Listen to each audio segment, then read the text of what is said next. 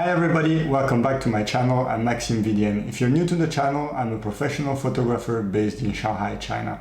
In this channel, we talk mostly about film photography. Today, in this video, I'm going to share some steps and some tips to get started in shooting film. I will not cover the basics about ISO, aperture, and shutter speed. So if you have no idea about what I'm talking about right now, just make a quick research on YouTube or let me know in the comments and I will make a video about this later.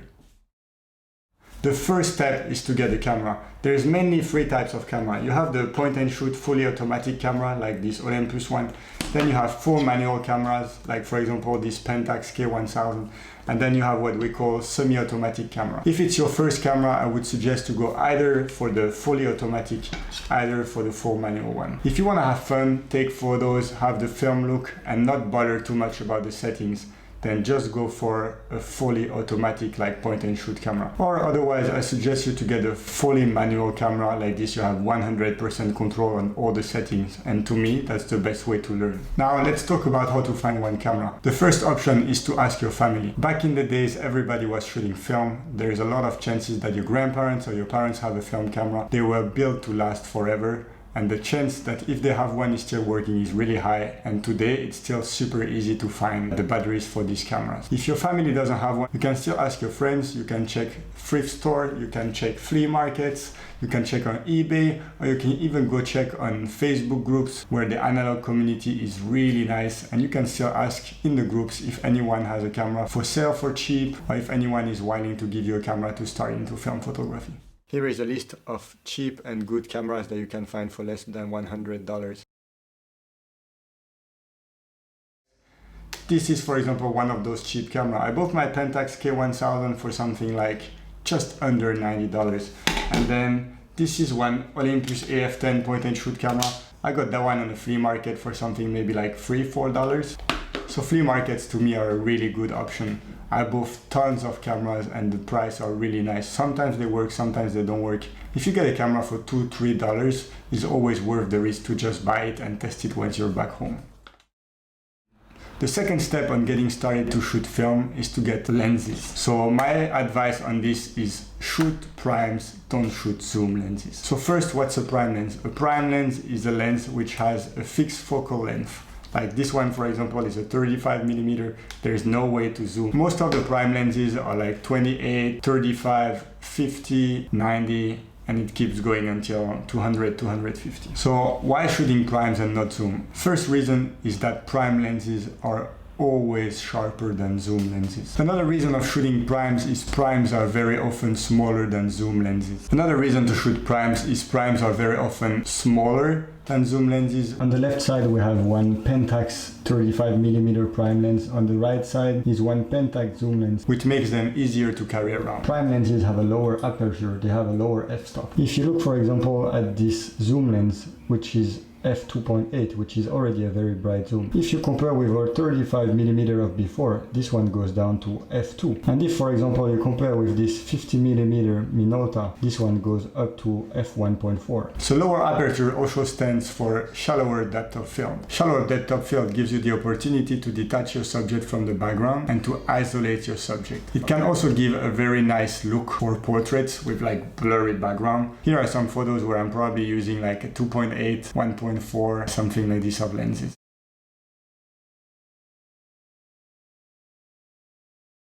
Alright, last but not least on why shooting primes is better than shooting zoom. Not having a zoom lens pushes you to move around and not to be lazy. It makes you work on your composition, works on the subject you're capturing, and to me that's the greatest advantage. If I take time composing my photos, if I take time to shoot, very often my photos are better. Many people will not agree with this and think having a zoom lens is super polyvalent and makes things way easier. I guess for me, difficulty makes it the best option.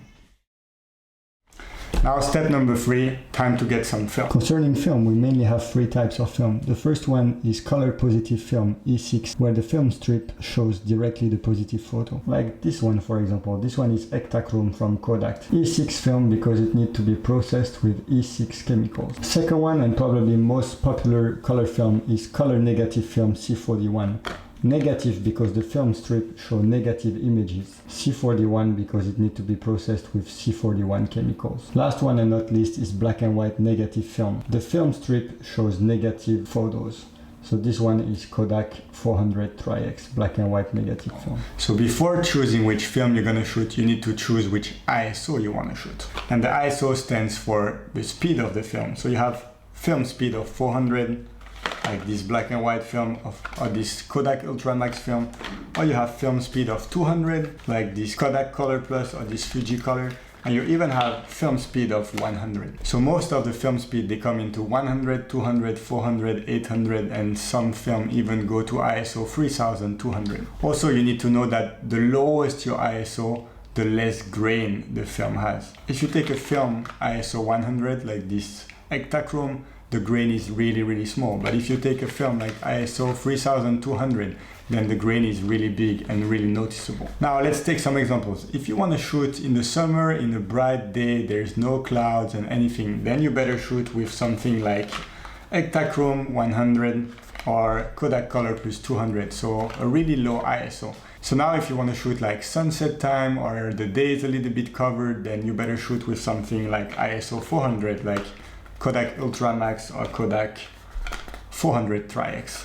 And then now imagine you want to shoot in the evening or something during the night or something like this, then you better go for ISO 3200. Now if you're just starting to shoot film, then I suggest you to start with some C41 color film if you want to shoot color, or to start with black and white film, because C41 and black and white films are way more forgiving than E6 positive film. And by forgiving, what I mean is basically if you slightly underexpose or slightly overexpose your film, the image will still look good. So here is a bunch of affordable C41 film. You have some ISO 200 like the Kodak Color Plus, Fuji Color 200, Kodak Gold 200, and some are ISO 400 like the Kodak Ultramax. Feel free to subscribe to the channel. I will soon make some film comparison videos.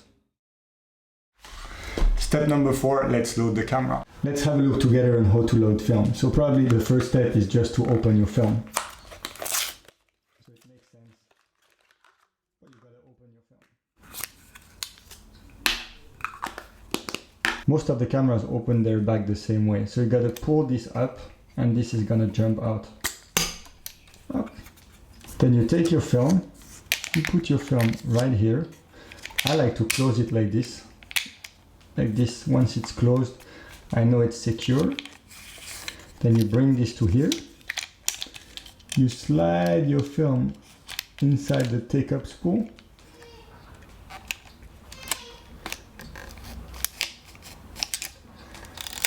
And then you take 1 or 2 photos to be sure that the film is right into the take-up spool. Once the film is well fixed into the take-up spool, you can basically close your back, and then you just advance your film until the 0 appears with the arrow. Easy. Now that we got everything, we got the camera, we got the lens, we got the film, we know how to load the camera, now it's time to shoot. If you choose a fully automatic camera like this point and shoot, then this little part is not gonna be for you.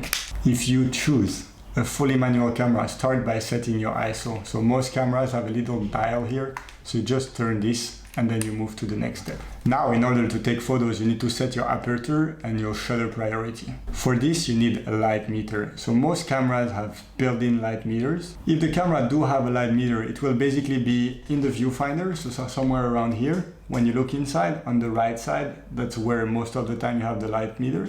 So if you have a camera like this Pentax K1000, you have a plus and a minus, and once you're moving your settings, the arrow inside is moving. Your exposure is good once the arrow is in the middle of the plus and the minus. Otherwise, you have other type of light meters where basically you're gonna choose your f-stop, and then it's gonna give you inside on the right, it's gonna give you which shutter speed you're gonna need to adjust. So in both cases, whatever light meter you have, the best is to first choose your aperture and then move your shutter speed according to what the light meter tells you. Now, if you don't have a light meter, you can basically either buy one, like this is an external Seconic light meter, or you can basically use one phone app like Lux. I set my ISO to 400 and then I'm gonna choose my aperture to 2.0.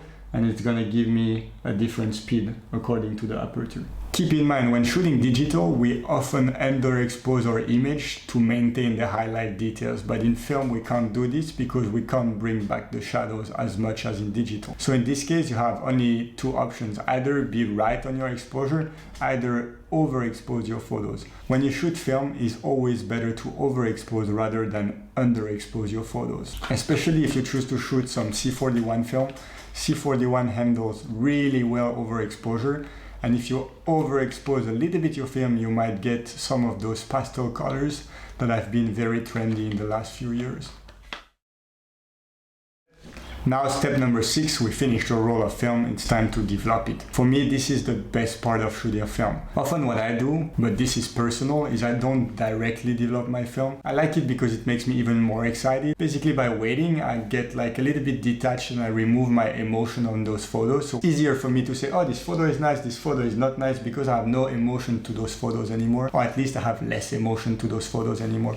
So it helps me to do selection. And then the second reason is when I get my photos, because it took me so long time to develop them, I very often have like a little surprise, like, oh, I shot this photo there and I just forgot about it. And then I just get my scans back and I'm like, oh yeah, I took that photo. Then you have the whole story and the whole memory that come back. And this is something that I really enjoy with film. Let's find a lab. I can't say for sure at 100%, but most of the big cities will have at least one lab where you can go and drop off your film. If there's no film lab in your city, make a quick research on internet and find a lab to where you can mail your film, and most of the time within 1 week you will get your photos and your scans back. Each lab probably has many different packages. Just take the classic one, scan plus development. You don't need to take the best scanner.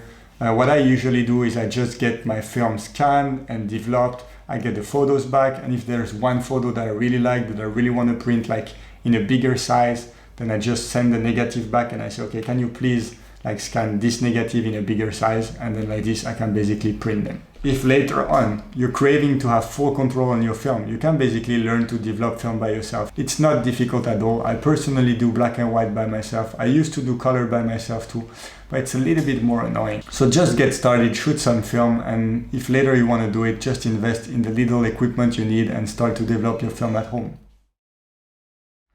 Now, time for my last point, which to me is the most important, is have fun.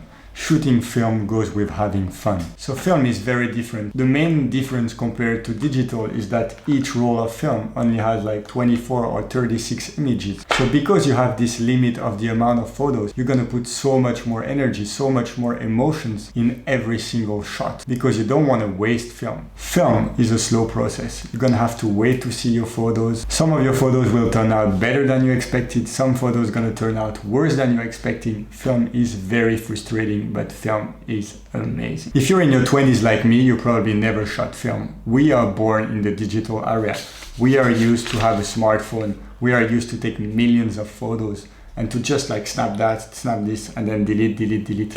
Shooting film is going to push you to focus on each image. And there's something I can tell you, and I swear, is a photo that you took on film and a film photo that you like, you will like it even more than a photo you took with your iPhone or with any digital camera. And the reason why is because you put so much more efforts in this photo. As a professional photographer, I can say that probably most of my best photos have been shot on film. I do enjoy shooting film way more than I shoot digital. I honestly wish I was born like 40 years ago and that there was no digital camera, even though I have to say it's quite useful to shoot YouTube videos. There's so many things about film that I still want to learn, but the fact that I take so much time and I put so much energy in those photos makes me love my film photos way more. Film is a learning process. You're gonna fail some photos, you're gonna succeed other photos. Keep going out, keep shooting, keep meeting people in the community. The analog film community is to me probably the best community I've ever met and I've ever joined.